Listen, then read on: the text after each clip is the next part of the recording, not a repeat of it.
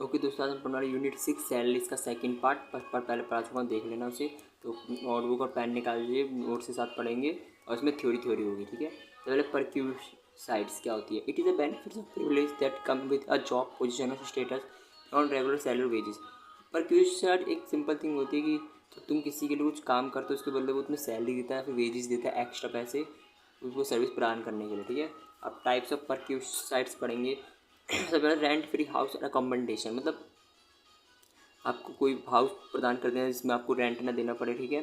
Concessional rent free house और accommodation, मतलब अब लगातार आपको रेंट देता है वो, पर कुछ कुछ आपको अपने सैलरी से देना होता है, ठीक है। Payment of employee obligation by employer, आप कुछ पेमेंट कर देना, बिल पेमेंट कर देना, इसको पर कोई साइड में गिना जाता है। Payment of employees life insurance जो आप इंश्योरेंस कराते हैं उसकी आपकी पेमेंट कर देना, ठीक है। फ्रिंज बेनिफिट्स और कुछ अलग बेनिफिट्स आ गए, जैसे कि कुछ गाड़ी दे देना, कुछ अलग चीज़ दे देना, कुछ इंटरटेनमेंट से रिलेटेड करवा देना, तो ये सारे परक्यूसाइड्स में आते हैं। टैक्सेबल परक्यूसाइड्स और for specific employee is a director employees company.